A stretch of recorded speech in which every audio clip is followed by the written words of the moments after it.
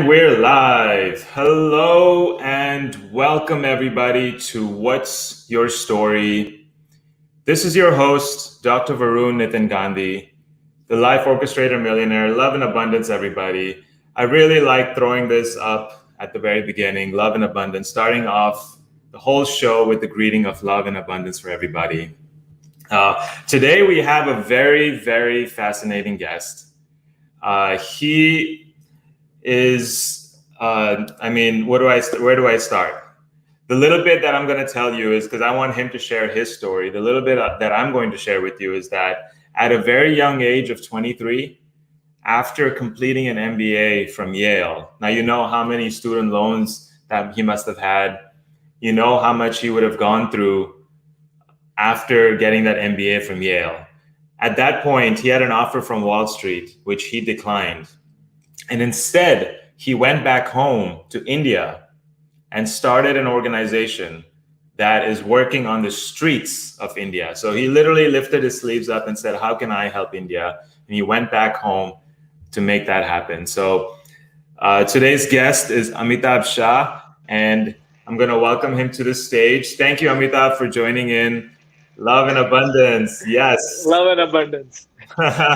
So today's episode is titled The Power of Self-Belief. We're going to talk about self-belief, but we're also going to talk about a whole bunch of other things that Amitabh is up to. So Amitabh, welcome. Thank you so much for joining the episode today. Really appreciate having you here. Can you please start out by sharing your story of where you began with Yuva, but even before that, at the age of 23, and how you're making that decision? Sure. First of all, love and abundance to everybody. Thank you, Dr. Varun Gandhi, for having me. It's a pleasure to be here. My journey and story can be described in two words, which are love and abundance, actually. So let me tell you my story of love and abundance. And I think all of us have a story of love and abundance if we really think about it. So when I was about 21 years old, I had three best friends, vodka, tequila, and margarita. And I spent pretty much 50% of whatever money I was making. I was working in a company called Hewitt Associates in Atlanta right after college. As you can tell by my southern accent, I did my bachelor's from University of Alabama. And right after that, I was working there in Atlanta and, living it up. And my traditional, typical Indian Gujju parents said, look, son, this is not the purpose of life. Maybe you don't know what to do. That's why you are so busy with your three friends. Why don't you go and do your MBA? And then you find out the meaning of life. So I think majority of the people who do their MBA don't really know why they're doing it, but they just do it anyway. So I got a full ride to go to Texas A&M for my MBA. So I quit my job in Atlanta. I thought for a month, I'll go back to Ahmedabad, which is my hometown. I'll play tennis, I'll party with my friends, I'll go swimming, we'll have a great time with the family, and then I'll go back to Texas. Now, on the flight, Dr. Varun, they were showing a movie called Swadesh. Swadesh is a movie with the superstar Shah Rukh Khan, who's a NASA scientist in the US, goes back to India to his village and doesn't come back and continues to serve the poor and do work in water and electricity and whatnot. So young people are inspired by movies in a good way or a bad way, right? So luckily I was inspired in a good way. So I saw that movie and I was like, wow, just how Shah Rukh Khan went to meet his nanny, who would chase him with a glass of milk, put oil in his hair, bathe him when he was a baby. I said, I had a nanny. I must go and find out what she's up to. I've not seen her in 5 years. Her name was Kamalaba. So straight from the airport, I told Mom, where's Kamalaba? So she had a faint idea that she's in a village called Gota village near Nirma University in Ahmedabad. And as we pull up in the village, she's sitting under a large banyan tree and weighed only about 25 kgs, had shrunk to 4 feet 5 inches. And the first thing she said when she saw me was, Dikra tu aari gayo, ave shanti thi mari sakis. Which means that, son, now that you're here, I can die easily. And I was like, oh my God, why do you say that, Kamala? And she's like, well, I have to do all the cooking and cleaning in the house. I only get fed once a day. Sometimes her son you would get drunk and beat her up. She said that all my belongings have been sold off by my son, and he's taken away all the money. So what good is it that I'm living? And for dinner, they were giving her tobacco to chew, like dip. So it would create a false illusion that you've eaten. So if you guys see any children on the streets of India from Kashmir to Kanyakumari, just look at their teeth, right? Shockingly, the biggest garbage that Dr. Varun we find in these government schools, the inner city schools where we go and teach, is tobacco wrappers. From the age of second standard onwards, they get addicted to these things, and he was giving that to his 85-year-old mother. I was like, oh my God, I can't leave her here anymore. So I brought her back to my home. And in about 2 weeks, she put on about 6, 7 pounds. And now I had to go to Texas for my MBA. So I was like, what should I do? So I dropped her off to an old age home, which is like a retirement community. But the retirement community in India is a lot different than retirement community in the US. Over here, you only go if you are kicked out by your kids. You've got no one to take care of you. You are destitute, and for as little as $10 a month, they will give you a meal 3 times a day, a clean bed, a medication if you need, the basic comforts. So I was like, well, let me at least leave her here. And there I met her roommate Savitaba, and I asked her, why are you here? And she was also in her late 70s, and she said, my son said I'm going to take a vacation for 2 days, and he left me here. It's been 2 years. Did he send you to pick me up? And I said, no, but I'm like your son and I'll spend time with you. And to make a long story short, how in the US they go to Boys and Girls Club, Big Brother, Big Sister, soup kitchens to volunteer. In India, people don't volunteer with the time, more with the money. So I was like, well, there are 770 million people only below the age of 35. I'm sure they can spend 2 hours a week. You could be a doctor, a lawyer, housewife, a college student to go and teach math, science, dance, music, English in a school, in an inner city school close to where you live. And so we scaled and started this movement called Yuva Unstoppable and mobilized about 150,000 volunteers in 40 cities across the country who would go and teach math, science, dance, music, English to kids in the schools.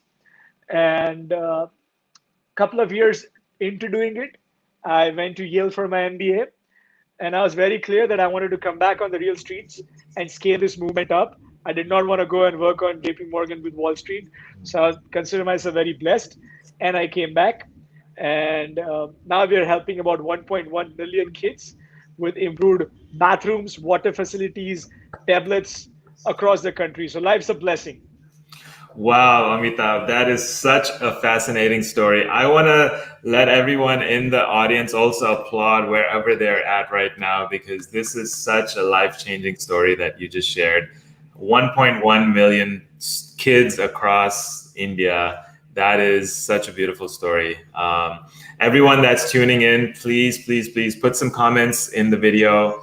Hit the like button, hit the subscribe button. Let's get the word out, because I want people to hear about this interview with Amitabh Shah from Yuva Unstoppable.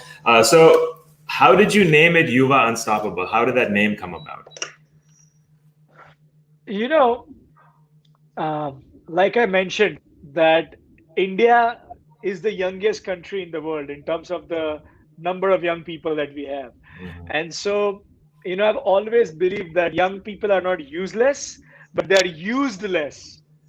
And if you ask any young person who's slightly educated, that what is the purpose of life, and every one of them will say that I want to be known as someone who did some good karma, who helped someone, who left a legacy of love, abundance, gratitude, smiles on the faces of others behind him. So that social awareness is huge in India. And so I thought, one day my mom asked me, so how long do you plan on doing this for? I was like, I'm going to be unstoppable. I've got no exit strategy.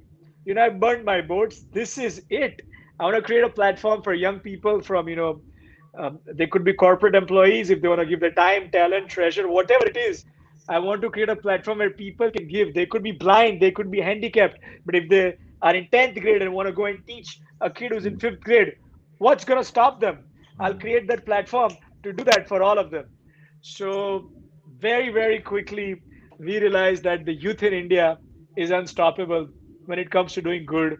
So Yuva and Unstoppable seemed to go, and all of our friends liked it. So we're like, okay, why not? Hey, that's a You, great Yuva means youth, by youth. the way, in English. Yeah. Okay, so Yuva is the youth, and then you just found them to be unstoppable, and you connected those two. Oh, that's beautiful. When you were first starting out, what challenges were you personally going through in terms of setting it up in India? Because I've heard the bureaucracy over there is very challenging. Along with that, but also like internally, what were you going through as well? So that's a great question. So usually my father takes us to the fifth floor in the house when he's gonna spank us. When he would beat me and my kids, me and my brother when we are naughty, he would take us there. So when I told my mom that, look, mom, I think I'm not gonna go back to Texas. I'm gonna stay in India and start this volunteer movement. Just don't tell dad about it. I get a call from my dad exactly in maybe 30 seconds. Like, what the hell is this that I hear that you don't want to go back and start this volunteer movement and do social work? Who the hell's going to pay for your food? Come on the fifth floor. And I'm like, well, I'm 23 now almost. I don't think he's going to beat me anymore. So I go up a little scared. And he's like, your brother's going to graduate from Harvard Business School. And he's going to drive a Ferrari. And you're going to drive a what? Ride a bicycle all around for the rest of your life? I was like, look, dad, it's a great deal. There'll be a Ferrari in the house. I'll ride that too. And I'll have a bicycle. I'll ride it and be fit. What's wrong with it? And then he's like, who the hell's going to marry you? Just like any typical father. Nobody wants to marry a poor guy. So I was like, well, dad, who's been happy after getting married? Are you happy? And he's like, well, aren't you a wise ass? And to make I'm now married to Mrs. India, who's fully supporting the work that I'm doing. So that's a separate story. But then he said, well, you know what? You've got answers to everything. You've got a non-refundable airline ticket and you got a full scholarship to Texas A&M. I was like, I'll get into something better. I have heard in the US, they like people who are do-gooders. So don't worry about that. So these are some of the personal things that I went through initially. He concluded, I'll let you stay in the house. You can have food in the house, but you don't get anything. So I said, look, dad, I worked for a year and a half in Atlanta. I earned in dollars. I only spent 50% on vodka, tequila, and margarita. The other 50% I have in the bank, and that'll go a long way. And my needs are less. So I'm good. I'll not ask for money. And Yuva Unstoppable started, and it just kind of went organically and grew. But for the first 6 months, every night, we would have like someone like the CEO of Microsoft India come to my house and try and brainwash me. Look, son, you do all these good work when you're old, when you're 55 or when you're 60. Or, I would have like a top builder who would come, or a top entrepreneur who's a family friend come and explain that, why don't you come and work with us right now? Do this for some time. And then, when the age is right, you should volunteer. But I'm very happy to say that the first 6 months, I took my parents to orphanages, old age homes, government schools, and they became my biggest cheerleaders. My family is the biggest source of strength. They are the biggest encouragers. They are the greatest teachers. They are the greatest team possible. And that's why I have no personal problems, only personal reasons to be grateful for. So did have any like doubts starting off? Did you have any challenges there? Yeah, I've thought about that question a lot, and I think about that now too. And I think when things are fun for you, when you're having a good time doing something, time flies always. Right. So what was I doing? I was with a bunch of young people who were doctors, lawyers working for KPMG, Deloitte, HDFC, Oracle, who wanted to come and give their time to help the society. Or I was meeting the wealthy people who wanted to donate to give scholarships to the girls, or buy a laptop for a poor child, or help construct an orphanage. So morning to night, I was around people who wanted to do good. So I was kind of in a sheltered space. And the bureaucracy loved us, absolutely loved us, because they were like, we went to them as partners. We didn't go to them and say, look, this is your job. You're not doing a good job. We said, how can we add value? What can I contribute? What can I do? even if Right. that's a drop. So they saw us as partners, and we've done about 2,100 schools with separate bathrooms for boys and girls. For every 30 girls, there's a separate bathroom, um, separate dishwashing, drinking, hand washing areas. So there's hygiene. Otherwise, there would just be two faucets of water between 400 kids. We've put in smart classrooms, tablets in the schools. So the learning outcomes have gone up by 4 times in maths and science, and the attendance has gone up by 15% because everybody deserves an opportunity for a good life, and that's what education gives. And I think that's why we've had so much fun doing it. I think it's been so much fun that so many celebrities joined us, so many cricketers joined us. So all these people who we really enjoyed watching came down and started working with us, be it Irfan and Yusuf Pathan or Suresh Raina, VVS Lakshman, Anil Kumble, some of the cricketers, or be it authors like Lord Jeffrey Archer or Amish Tripathi, um, Chetan Bhagat, all these wonderful people would Right. come and connect and spend their time and energy with us. So love and abundance, no struggle. Wow, that's amazing. I like how you see everything as a lesson learned as opposed to a failure. Right. That was one of the points that you had brought up in one of the videos that I was watching earlier. Were there any other lessons that you have learned along the way that made that could benefit someone who's just starting? People ask me, a lot of times that what are your biggest lessons? Who's your greatest teacher? And to be honest, I spent a lot of time with President Kalam, who was the president of the country and had some great ideas and vision and thought, and I was very inspired by him. A lot of time with the governor of Gujarat, very inspired by him.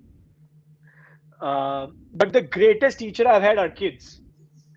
The greatest things that I've learned from are kids. And so I want to just give you one example. So there's this boy named Monit who wants to be an electrical engineer. He got 99 percentile in his 10th grade. So his news was in the media. So we kind of found out about him. His dad would make less than $3 a day. He was, selling ice cream, was an ice cream vendor. And when I went to his house, Dr. Varun, it was a 12 by 12. His younger brother and sister, 4 and 5 year old, were fighting in the middle of the house, making a lot of noise. Mother was cutting onion, tomatoes, cucumbers, making a lot of noise. Brother was, watching MTV really loud. His older brother. I was like, how the hell do you pay attention with so much noise and get the kind of grades that you're getting? And he's like, please look carefully. I've got my own room. I was like, where's your own private room? I'll hop a couple of times and your house is over, son. He takes his book, he goes to a corner, he turns around and says, look, I'm focused on the corner. They can do whatever they want to do behind. I'm focused. So meeting kids like these who have the ability to see the good in every situation. And that kid is in third year of electrical engineering today.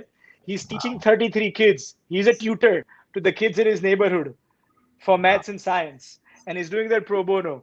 So many stories of kids like these. There's a girl named Vaishnavi, whose right hand, um, in the beginning of her senior year of high school, her right hand stopped working because of malnourishment, because she was not getting the right food in her house, because the father was um, a tailor. So apparently, she's like, I just had two things in front of me. Either I don't give the exams, or I practice with my left hand ABCD, ABCD, ABCD, and try and give the exams so that I have a shot at a better life. Otherwise, I'm going to drop out of school. She practiced it for 10 hours a day to build up speed with her left hand. She gave her senior exams, and she not only topped Baroda, Gujarat, she came number one in the whole state out of millions of kids, for her 12th. And she's on her way to be a chartered accountant. And she'll get into KPMG and Deloitte. She's already spoken to their CEOs who are keen and inspired by her story. So there's so many kids like these that anyone who wants to start out, know that you're in for a good time. You're in for compassion. You're in for learnings. Just be open and be aware. And there is such incredible things you can learn from the beneficiary. So I don't know who the beneficiary is really. Is it the volunteer who's going? Is it the donor, or is it the person we are saying we are helping? I think it's a win-win-win for everyone because everyone is looking to do some good and put some good karma out there. Uh, Yeah. in throughout your journey, self belief is a very important part of it because you have that's like the basic, the foundation of it, right? Uh, what techniques have you learned that you have implemented in your life to enhance your self belief? You know, we have an incredible guru called Swami Vivekananda in India. And he used to say that, having belief in gods and goddesses is wonderful, is a great thing. But even more wonderful and a greater thing is to have belief in yourself. That is the greatest thing that's important. And once a depressed boy asked him that, I just broke up with my girlfriend. Could life get any worse? And Swami Vivekananda said, yes, it could if you lose your courage of getting another one, if you lose your self belief of getting another one.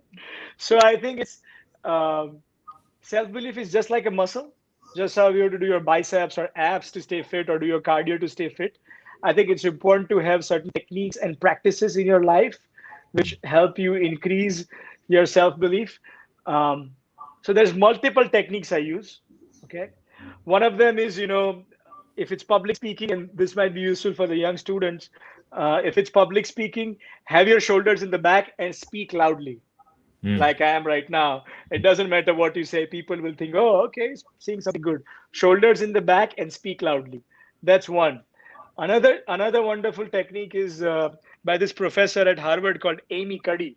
She came up with something called power posing. Mm. Okay, and which meant that if you were in a certain position of power physically, it will create adrenaline and serotonin rush through your body, which will give you more self belief. So I would love to do a small experiment with you, Dr. Varun. So if Let's you, do it. and with all the viewers, if you can please say this with me 10 times. Yes! Yes. Yes! Yes! Yes. Yes! Yes. Yes! Yes! Yes. Yes! Yes. Yes! Yes! Yes! Yes! Yes! Yes! Yes. So do you feel like crying a little bit or sad or anything? No, not at all. So she said that if you do this for 2 minutes in front of the mirror, it's going to release positive energy and self belief in your body. And a Mm. lot of rock stars do that before they go on the stage. A lot of Mm. people do it before they go and give a speech. So just by looking at the way the students were sitting in a class, she could tell who's intelligent, who's paying attention, who's confused, just by the body language. So it's very important to have shoulders back, speak loudly. 2 minutes, go and do this yes, yes, yes in the bathrooms, and always be in a position, sit erect, stand erect, Mm. right? Be in a position of power. So you can check out more on our TED Talk. So that has helped me. Another thing that has helped me is affirmations, Mm. um, which I've been doing, inspired by Louis Hay. Um, you Can Heal Your Life. It's a great book. I recommend everyone to read it, where she talks about that the words which will follow your I am will determine your life. So if you say, I am, so we have an anthem in Yuva, and Yuva anthem is I am young, I'm productive, I'm good looking, I'm dynamic, I'm hardworking, I'm creative, and I'm making a difference. So we used to say this so many times, at least 5 times, to repeat it with every single morning for years and years at a time. So those things have been kind of imbibed. So find out what your I ams are, and 5, 10, and do it at least 10 times in the morning, and you'll see your day will go differently. And the last technique for self belief is writing down and feeling 10 things which you can be grateful for from today, Mm. right? So um, I did that for about 3 years. I've written down more than 10,000 things I'm grateful for. So I'm brainwashed into that as well, into seeing the good in every situation. So these are muscles which have to be built. Like I'm thankful for my eyes. I'm thankful I got to meet you. I'm thankful I get to see such a cool hat. I'm thankful that, I've got ears to hear. I'm thankful that I got a great cheese margarita pizza just before talking to you today. I'm thankful that I've got a cell phone. I press a button and I can talk to anyone, anywhere in the world. Thankful for my feet, thankful for my friends. Every single day, you can find at least 10 things and write those down and feel it. That is a very powerful technique for self belief.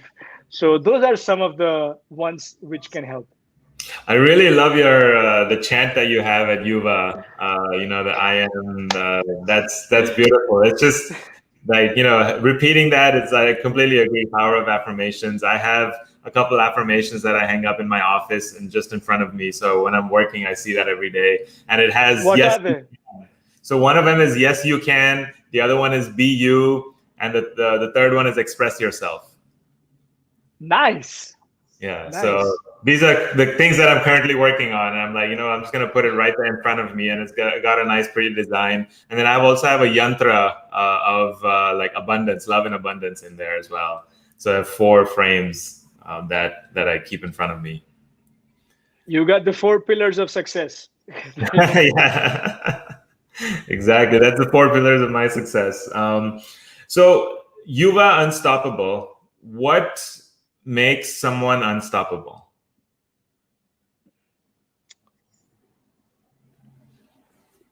I think it's a great question. I think what makes someone unstoppable is, first of all, finding out something that you enjoy, which is not that difficult. Actually, people think it's tough. Not really. If you like to eat food, you could be a food critic or you could start a restaurant. If you like to play, let's say, a sport like, let's say, tennis. Now, you can't be a tennis player, you're not a pro, but you could start tennis shops, right? And people will come and buy tennis equipment from your place. Sachin Tendulkar, for example, loved cricket. There was his passion. There was something he enjoyed to do. And he just kept getting better and better in it. Amitabh Bachchan liked acting. I can tell that you've got very good hosting skills. So who knows, man? We could see you in place of Oprah soon. But whatever you enjoy, if you focus on that, I think you will be unstoppable. So for me, it's always been, I've enjoyed when someone gives something for kindness.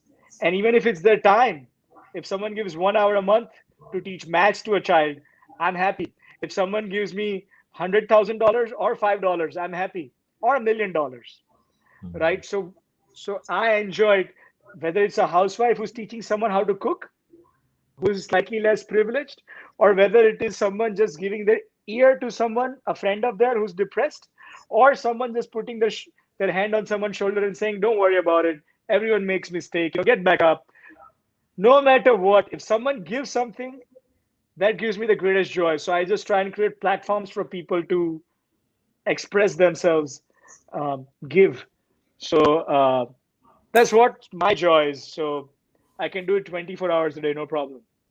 I like that story because I have something very similar in my life that happened. So I had this amazing job. So my story has been I have a PhD in environmental engineering, and I worked as a consultant for a couple of years, but I didn't enjoy it the whole time. I had this whole the last year or so, I had this pain in my stomach, and the questions that kept coming up to me was, why am I doing this? Why am I here? What does this job mean to me? Right. And so I went into that career. I didn't really enjoy it, and I came out of it. But while I was at the peak, making that $100,000 that right after my PhD, I dated this one girl who had come from a lower socioeconomic background. So she was like an hourly worker at one of the firms locally, and one day we were driving underneath a bridge, and she had seen these like homeless people living underneath the bridge. So even though she was making like 10 12 hours a day, $10 per hour, she wanted to buy pizza for these people. She was working so hard to earn all this money, but she said, no, I want to help these people. And that was the first time I saw someone was like, that's the power of giving. And that's when I understood. That's kind of like what woke up that power of giving inside of me as well. And since then, I've done many other things, but that one incident has always stayed with me. Sometimes those incidents teach you more than a PhD. Yeah. So pizza taught you more than PhD. Oh Amazing. yeah. It's a great Exactly. story. Yeah, no, I completely agree. Pizza has always taught me more than PhD. um, Great story. so, currently, what projects are Yuva working on? So there's five main things we are working on right now. So the first one is that, like as I mentioned, we're working in government inner city schools where the infrastructure for 300 girls there just might be two bathrooms. For 400 kids, there might just be two faucets of water for dishwashing, drinking, hand washing. So we go in and upgrade the sanitation facilities, right? And then we've tied up with Google to put in a smart classroom, provide laptops to the kids. Just how we learned about, Gandhiji, liver, kidney, George Washington in a textbook. All of this is learned through audio visuals now. And through audio visuals, children recall better. They remember stories better and their learning outcomes go up and the attendance goes up as well. So that's one of the projects. The second is we take some of the gifted kids from these inner city schools after their sophomore year of high school. If they've gotten more than 80%, we'll take them and we'll make sure they do their um, uh, 11, 12, 4 years of college till they become a doctor, lawyer, engineer, chartered accountant, musician, whatever their passion is. We'll give them a scholarship, we'll give them the right mentoring support and make sure they finish. So, scholarship is a second program. And we only have one catch that we want you to mentor other kids in your neighborhood at least 4 hours a month while you're on our scholarship so that they learn the art of giving all throughout and they're high on compassion. And it's been fantastic. A lot of kids have been doing a lot more than 4 hours a month, some even 4 hours a day, who we have to stop and say, enough of kindness. Please focus on your studies too. Um, the next project is when COVID hit us, we didn't realize when I called some of the girls who are 7 and 8 year old to find out from some of the schools, hey, what is it that you want? I thought they would say, can you send a teacher to our neighborhood to teach us because we miss school, or we miss our friends. They said that mom hasn't given us breakfast for the last 3 days. Can you please ask her to feed us? Because they get a free meal only when the school is open. It's called a midday meal, and that's why a lot of these kids go to school. But now schools are shut. They are stuck in their 12 by 12. The father, who's a rickshawala or a washerman or a factory worker, has lost his job. He's in there and no food. So almost 1 million beneficiaries. We sent pulses and rice and sugar and protein, chickpeas and all these different things last year. And then we tied up with Lenovo to give these girls who are performing well tablets. So to bridge the digital divide, because sometimes between four kids, there'll just be one smartphone, and sometimes older brothers using it, the younger brothers using it. So it's very, very important that the girl in the house gets a tablet so that she can continue her study uninterrupted. So that's a project. Then another one we are working on in a big way is vaccines. And we are inspired by US in many ways because you see the cases are rising. They're about 200,000. Um, in India, the government is working so hard. They're achieving some record numbers in terms of daily vaccinations. But we realize that the people who are completely destitute, scared, superstitious, some of them think that there's pork inside it. Some of them think that, I will not be able to be pregnant. Some of them even think basic things like, look, if I get a vaccine, I can't work for the day. I'll have fever. And I'm a daily laborer. I earn every day and feed my kids. How's that going to work? So we saw that in the US, they were giving a couple of beers and maybe I think $100 in New York, something along those lines, to remove vaccine hesitancy. So we started a campaign to give 1 liter of cooking oil, um, about 200 rupees. We are able to create awareness, give this out, and very quickly we're able to make villages which are 10 and 12% vaccinated in about a week's time to 100% vaccinated. So we are doing this across the country, and our target is to help 5 million such disadvantaged people who would not have taken the vaccine by giving them a small incentive, creating awareness, end to end, facilitating, answering their questions. So that's a huge thing because we also the second wave was very difficult on India, and that's the major thing that will help us. We feel right now. And the fifth project is appreciating the frontline warriors. I think just how we appreciate the Army and the Navy, and we all know the recent patriots from the US who died in Afghanistan. I think they deserve all the love and respect, but also I feel the frontline warriors deserve all the love and respect. Uh, so we are sending about 500,000, 600,000 of them immunity and thank you kits Mm. over the period of next year across 10 different states. Ward boys, ambulance drivers, nurses, um, sanitation workers, to appreciate their service to the country. So these are some of the projects that we are working on right While you were listing all of those projects, the thing that came to mind is, wow, he must be really good with time, with managing time, because it takes a lot of time to have all of these projects working. So, can you share your tips on time management? now. Yeah. See, to be honest, I've always felt that time management is very difficult. Uh, it can be made easy if you manage yourself, right? If you are able to manage yourself, then time management is easy. If I wake up early, do my yoga, pranayam, workout, whatever, do my morning routines, and then if I start my day at let's say by 8:45, 9 in the morning, I start and I go. Right now, it's close to 10 at night. So I work every day for 13 to 14 hours, but it's not work. It's pleasure, it's joy, it's fun. Right. And because I'm able to manage myself properly in terms of my nutrition, my health, my meetings, um, and I make it a point to always join a meeting at least 2 to 3 minutes before, especially during COVID, even more. Um, so I think it's just all about self-management. You just need to manage yourself, and time is managed automatically. And also, I think being surrounded by people who are brilliant, passionate, um, like my CFO is incredible in finance. My operations guy is just in. You can tell him any village in Jharkhand, Bihar, no matter what part of the country, and say I want to send laptops to girls there. He'll figure out a way. Or I want to send nutrition and dry ration to children in a village in rural parts of Uttar Pradesh. He'll find a way to send it there. So we've got people who are subject matter experts and who have burned their boats. They have no exit strategy. The only exit strategy is that when we leave this planet Earth, we want him to say you've lived a good life, and we want to feel we have lived a life of meaning and purpose. That's it. This is all we're going to do till the last breath, is serve the humanity and spread love and abundance and create a platform for people to do that. So that helps.